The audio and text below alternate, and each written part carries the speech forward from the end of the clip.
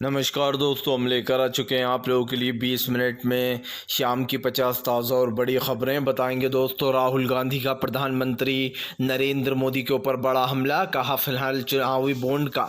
जब प्रधानमंत्री से सवाल पूछा गया तो प्रधानमंत्री के हाथ कांप रहे थे। चुनावी बॉन्ड इस देश का सबसे बड़ा घोटाला। आखिरकार क्यों दोस्तों? प्रियंका गांधी बोली अगर ईवीएम में गड़बड़ी नहीं हुई तो बीजेपी 180 सीट भी पार नहीं कर पाएगी। क्यों आखिरकार दोस्तों? अखिलेश यादव ने बीजेपी को दे दी चेतावनी, कहा प्रधानमंत्री का बोरिया बिस्तर तैयार हो गया है, अच्छे से विदाई करेंगे इनकी हम। और क्यों आखिरकार दोस्तों? राहुल गांधी के दावों से बीजेपी में मची खलबली। राहुल ने साफ कहा बीजेपी 150 पार कर रही है अब। जी हाँ, जो खास कर उनके पास वो आ रहे हैं दोस्तों सर्वे के रिजल्ट, उसको लेकर राहुल ने बीजेपी को जमकर घेरा।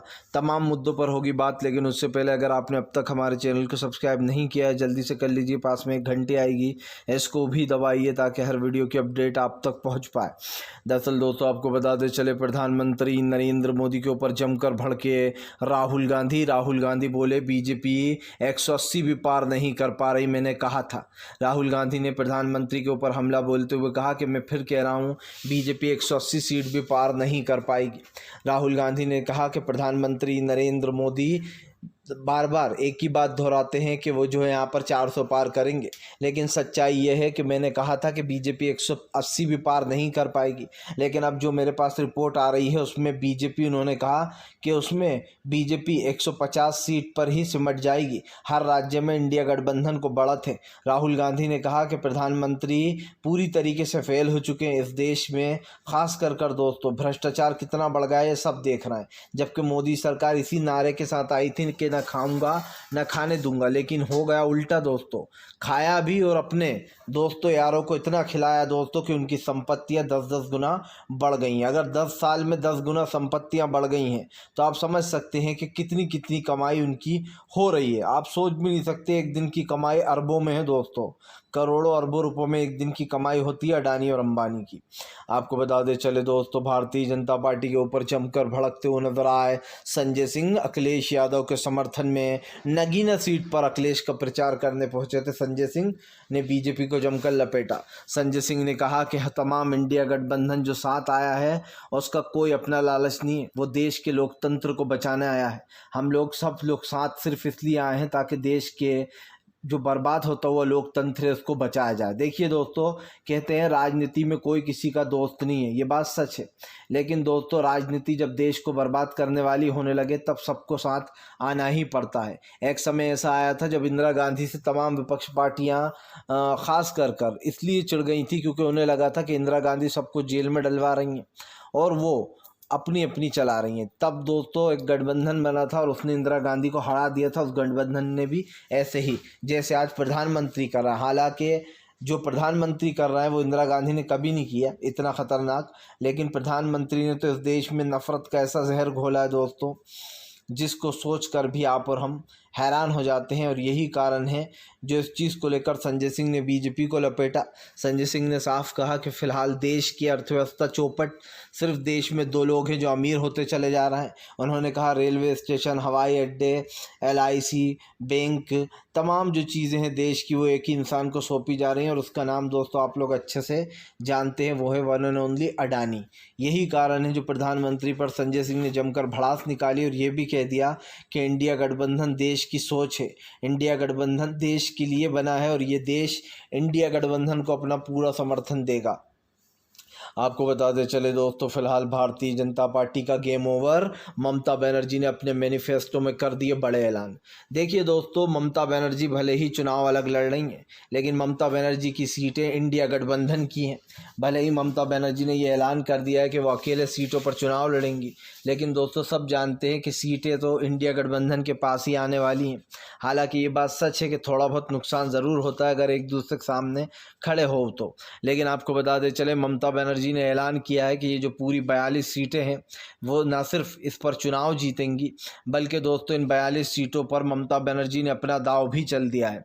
ममता बनर्जी ने कहा कि हम लोकसभा खास कर अगर हमारी सरकार बन गई तो हम तमाम देश से जो ख़ास करके दोस्तों यूसीसी बिल लाया गया है, यानी कि जो धर्म अधिनियम कानून लाया गया है, सबसे पहले उसको रद्द करेंगे। ममता बनर्जी ने कहा यही नहीं, यूसीसी के साथ साथ हम एनआरसी और सीएए पर रोक लगा देंगे, एनआरसी को पास नहीं होने देंगे और एनआरसी ख़त्म कर दिया जाएगा जैसे ही हम केंद्र में आएंगे।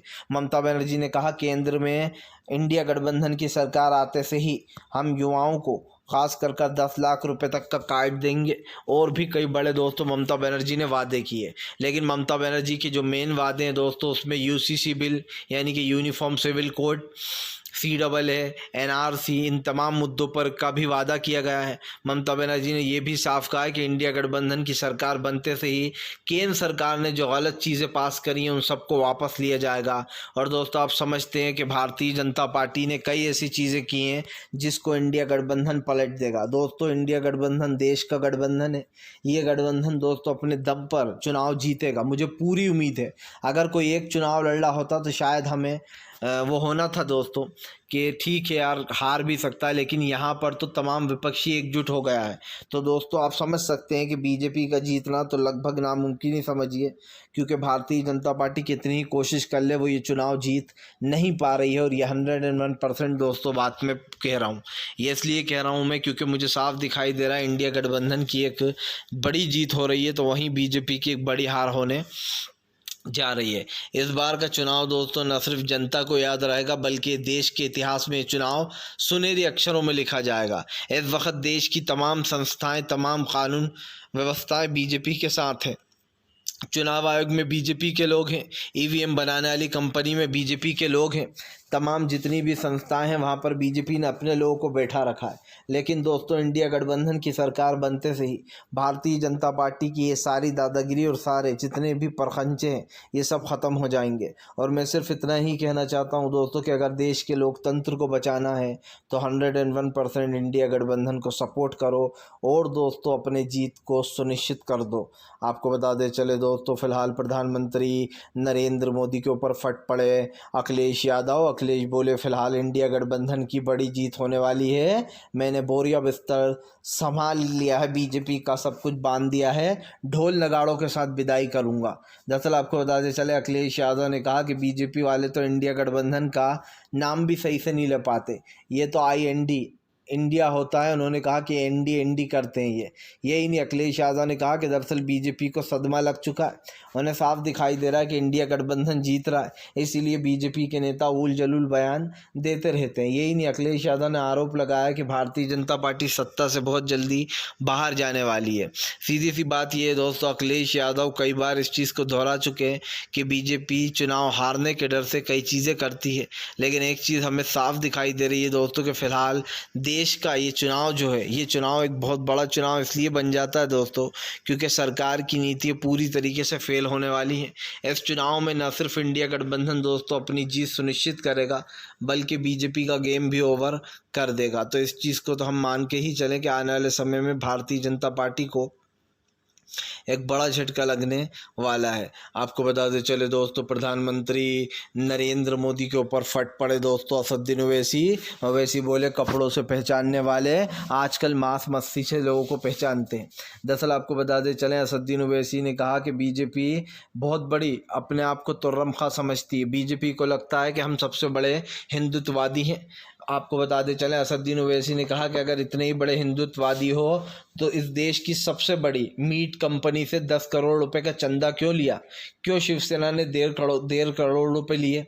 यही नहीं दोस्तों, असदुद्दीन ओवैसी ने कहा कि प्रधानमंत्री नरेंद्र मोदी के खास करके बगल में छुरा होता है और मुंह में राम राम होता है, यानी कि दोस्तों जनता को बेवकूफ़ कैसे बनाया जा रहा है। आप समझिए, जो मीट की कंपनी है, मीट सप्लाई करती है दोस्तों, उससे चंदा भरपूर लिया जा रहा है। और दोस्तों जो अंधभक्त आप समझिए मीट मांस मच्छी का विरोध करते हैं, जो आपको रैलियों में दिखाई देते हैं, जो बीजेपी कार्यकर्ता वो खुद ही दोस्तों मीट मच्छी खाते हैं, सिर्फ आप लोगों को दिखाने के लिए हल्ला बोल देते हैं कि चुनाव में माहौल बन जाए। लेकिन सच्चाई तो ये है दोस्तों कि मीट मांस मच्छी सब लोग खा रहे हैं आजकल, और ये चीज़ किसी से छुपी नहीं है दोस्तों। लेकिन जानबूझकर एक माहौल क्रिएट करने के लिए, हिंदू मुसलमान करने के लिए इन चीज़ों को उठाया जाता है।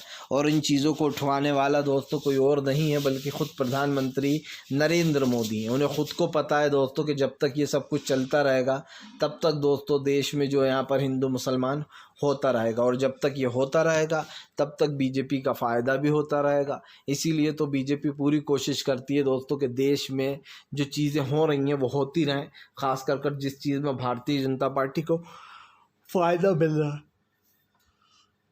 हम तो यही कह सकते हैं दोस्तों कि बीजेपी चाहे कितनी ही कोशिश करे, देश की जनता एक चीज़ तो जानती है कि फ़िलहाल देश के जो लोकतंत्र है उसको बचाने के लिए जनता को क्या करना है। प्रधानमंत्री जी, आप चाहे कितनी ही कोशिश कर लें लेकिन देश की जनता इस बार रुकने वाली नहीं है, क्योंकि देश की जनता ने तय कर लिया है कि Bharatiya Janata party tata bye bye होगी, और इस देश की जनता से दोस्तों कोई बच नहीं पाया है।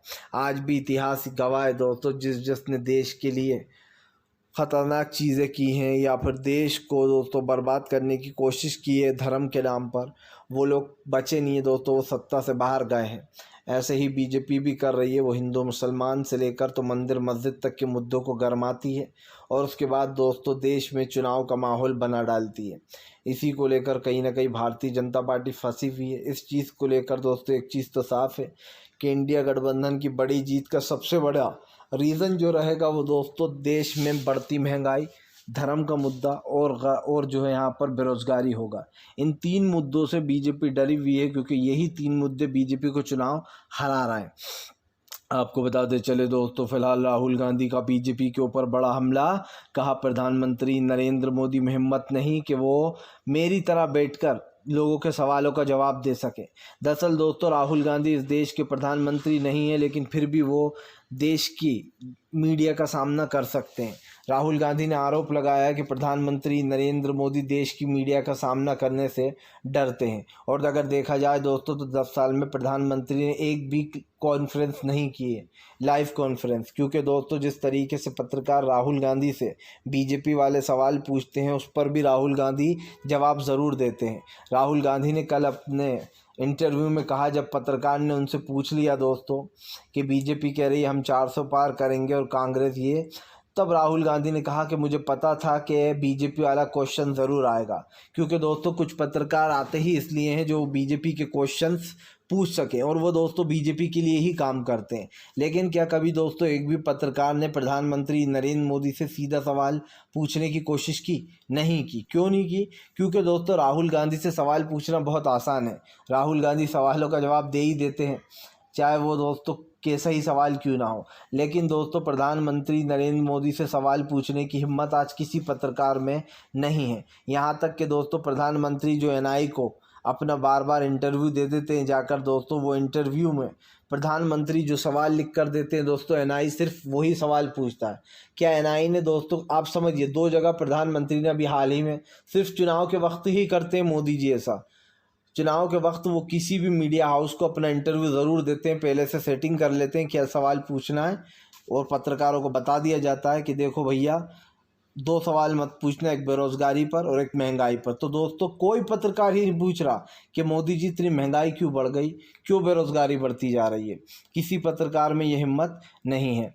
आपको बताते चले दोस्तों प्रधानमंत्री नरेंद्र मोदी को लगा बड़ा झटका। जी हाँ, दरअसल आपको बताते चले दोस्तों शत्रुघ्न सिन्हा का बीजेपी के ऊपर हमला। कहा फिलहाल दाल घी में गिरे या घी दाल में गिरे, ममता बनर्जी इंडिया गठबंधन का हिस्सा हैं, सीटें तो इंडिया गठबंधन को ही मिलने वाली हैं।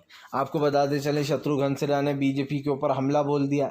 उनका कहना है कि फ़िलहाल जहां जो मजबूत है वो उस तरीके से चुनाव लड़ रहा है जैसे पंजाब में भगवत मान और कांग्रेस में डील नहीं हुई, क्योंकि वहां पर वो लोग अपने तरीके से चुनाव लड़ेंगे। लेकिन दोस्तों सीधी सी बात समझिए, इस इंडिया अलायंस से बीजेपी में भगदड़ मची हुई है। बीजेपी का सबसे बड़ा हार का सबब ही इंडिया गठबंधन बन रहा है। प्रधानमंत्री ने पूरी कोशिश की कि वो इस इंडिया गठबंधन से चुनाव रोक दें, खास करके इंडिया गठबंधन को तोड़ दें, इसलिए नीतीश को तोड़ दिया गया। शत्रुघ्न सिन्हा ने कहा कि किसी के जाने से कोई फर्क नहीं पड़ता। आपको बता दें चले दोस्तों नीतीश कुमार के ऊपर भड़के तेजस्वी यादव। कहा इधर पीएम नरेंद्र मोदी की रैली हो रही है, भाषण दे रहे हैं, उधर नीतीश कुमार गायब हैं, उन्हें बंद कर दिया गया है कमरे में, या फिर वो खुद बंद हुए या फिर उन्हें बंद कर दिया गया है। दरअसल दोस्तों आपको बताते चले, तेजस्वी यादव ने कहा कि मैं पहली बार देख रहा हूँ चुनाव से पहले किसी ने अपने आप को कमरे में बंद कर लिया है और वो दिखाई नहीं दे रहा है। उन्होंने कहा कि फिलहाल साफ दिखाई दे रहा है कि या तो नीतीश कुमार को बीजेपी ने बंद कर दिया या फिर दोस्तों वो खुद ही कमरे में जाकर बंद हो गए। लेकिन दोस्तों जो ज़्यादा चांस है, तेजस्वी ने कहा उन्हें पूरा शक है बीजेपी ने नीतीश को बंद कर डाला है। सीधी सी बात ये दोस्तों, नीतीश कुमार के ऊपर आरोप लग रहा है कि नीतीश कुमार जो है वो भारतीय जनता पार्टी से उनकी पट नहीं रही है, लेकिन नीतीश कुमार ना चाहते हुए भी बीजेपी के पास पड़े हुए हैं। क्योंकि जाहिर सी बात है, अगर बीजेपी में नहीं पड़े रहेंगे दोस्तों तो ईडी और सीबीआई घर पहुंच जाएगी, और अगर ईडी सीबीआई घर पहुंच गई तो अब क्योंकि केजरीवाल जेल में है, हेमंत सोरेन जेल में है, तो उनके बाद दोस्तों नीतीश का नंबर आ सकता था। इसीलिए नीतीश कुमार ने बीजेपी के सामने हथियार डालने का काम किया। वरना आप सोचिए दोस्तों, इतना डरपोक इंसान कौन हो सकता है? ऐसा डर जिसके सामने निकल कर आ रहा है दोस्तों, और जिसका डर लोगों को दिखाई दे रहा है, और उस डर को लेकर डर से भी डर रहे हैं दोस्तों, और टर टर टर टर कर रहे हैं। जी हाँ, ये बाबा रामदेव का जो बयान है दरअसल नीतीश पर सही जम रहा है कि टर टर टर टर हो रहा है मोदी, है ना। तो सीधी सी बात है दोस्तों, प्रधानमंत्री नरेंद्र मोदी की रैलियों से नीतीश गायब हैं। तेजस्वी सवाल उठा रहा है कि चुनाव के वक्त अपने आप को रूम में बंद कर लिया गया है। यही नहीं, तेजस्वी ने कहा कि दरअसल इंडिया गठबंधन की जीत देखकर नीतीश कुमार को बहुत अफसोस होगा, क्योंकि उन्हें यह अफसोस होगा कि मैंने इंडिया गठबंधन का साथ क्यों छोड़ा। आपको बताते चले दोस्तों, भारतीय जनता पार्टी के ऊपर जमकर गरजते हुए नजर आई दोस्तों जो है यहाँ पर सोनिया गांधी और प्रियंका गांधी ने बीजेपी के खिलाफ खोला मोर्चा। दरअसल आपको बताते चले, पिछले 10 सालों में बीजेपी ने देश की अर्थव्यवस्था को चौपट कर दिया। अब प्रियंका गांधी ने ऐलान किया है कि फिलहाल देश में इंडिया गठबंधन की सरकार बनते से ही उन तमाम रुके हुए कामों को पूरा किया जाएगा। महिलाओं को सम्मान देना, महिलाओं को दोस्तों हर साल 1 लाख रुपए सीधे उनके बैंक अकाउंट में, वो भी वो महिलाएं दोस्तों जो कुछ कर नहीं सकती, जिनके परिवार में ख़ास करके दोस्तों परेशानियां हैं। आपको बता दें दोस्तों, एक मौके की ज़रूरत है, एक मौका तो सबको मिलना चाहिए। एक मौका कांग्रेस को मिलेगा, वो आपको काम करके बताएगा इंडिया गठबंधन, क्योंकि इस इंडिया गठबंधन में कोई एक नहीं है दोस्तों। इस इंडिया गठबंधन का हिस्सा ममता बनर्जी, अरविंद केजरीवाल, कांग्रेस, तमाम लोग होंगे। जाहिर सी बात है, जब इतनी सारी सोच मिलती है दोस्तों तो काम भी बेहतर होता है। और आप एक मौका देकर देखिए और फिर देखिए कि इंडिया गठबंधन क्या काम करके आपको दिखाता है। अगर आपको अच्छा ना लगे तो पिछले साल हरा देना 5 साल बाद, लेकिन आपको मौका ज़रूर देना चाहिए। आपको बताते चले दोस्तों, फिलहाल एक बार फिर से भारतीय जनता पार्टी के ऊपर फट पड़े जो है दोस्तों चंद्रशेखर रावण ने बीजेपी को जमकर लपेटा। दरअसल चंद्रशेखर रावण का कहना है कि आज दलित पिछड़े आदिवासियों को कोई नहीं पूछता। ये लोग सिर्फ आदिवासी दलित पिछड़ों का जिक्र ज़रूर करते हैं, लेकिन उनके लिए कभी कुछ करते नहीं हैं। आपको बताते चले, चंद्रशेखर रावण ने इल्ज़ाम लगाया कि बीजेपी के राज्य में दलित पिछड़े आदिवासियों पर अत्याचार होता है, उनके ऊपर मूता जाता है, थूका जाता है, लेकिन बीजेपी चुप बैठी रहती है। यही नहीं दोस्तों, यहाँ पर ये साफ साफ कहा गया है कि फ़िलहाल इस सब की जिम्मेदार बीजेपी है, और बीजेपी ने ही इन चीज़ों को बढ़ावा दिया है। जाहिर सी बात है, चंद्रशेखर रावण का साफ कहना है कि जो सम्मान मिलना चाहिए वो सम्मान नहीं मिल पाता है। बाबा साहब अम्बेडकर ने दोस्तों सबको एक जैसा संविधान दिया था, लेकिन बीजेपी उस संविधान के खिलाफ है। आपको बताते चले दोस्तों, एलन मस्क भड़के, बीजेपी पर निकाल दी भड़ास। दरअसल दोस्तों, चुनाव आयोग ने आम आदमी पार्टी और दोस्तों YRS कांग्रेस और चंद्रबाबू नायडू के कुछ जो है यहाँ पर ट्वीट्स को डिलीट करा दिया, ये कहकर कि ये जो है आचार संहिता का उल्लंघन कर रहे हैं चुनाव में। आपको बताते चले, हालांकि ट्विटर ने उनको हटा ज़रूर दिया, लेकिन ट्विटर ने कहा कि हम इस चीज़ से सहमत नहीं हैं। हर एक इंसान को स्वतंत्र तरीके से अपनी बात रखने का पूरा अधिकार है, और जिस तरीके से पोस्ट हटाए गए हैं ये भारत के लोकतंत्र को ख़त्म करते हैं। जाहिर सी बात है दोस्तों, आज हर देश ये कह रहा है कि भारत में लोकतंत्र धीरे धीरे करके ख़त्म होता चला जा रहा है। क्यों भाई, ऐसा पहले क्यों नहीं हुआ? क्यों कांग्रेस के समय पर कोई नहीं कहता था कि देश में लोकतंत्र ख़त्म हो रहा है दोस्तों? क्यों नरेंद्र मोदी के आने के बाद ही दोस्तों देश में लोकतंत्र ख़त्म होने लगा? सीधी सी बात है दोस्तों, लोकतंत्र का अगर मजाक बना रखा है तो वो बीजेपी ने बना रखा है, और इस लोकतंत्र को दोस्तों बीजेपी पूरी तरीके से बर्बाद कर रही है। तो एक चीज़ तो साफ है दोस्तों कि फ़िलहाल देश का जो माहौल है उसको रोकने के लिए कई चीज़ें की जाएंगी, लेकिन आने वाले समय में यह हमें देखना होगा कि सरकार की नीतियाँ क्या है, सरकार किस एजेंडे पर काम कर रही है। फ़िलहाल वीडियो अच्छा लगे तो लाइक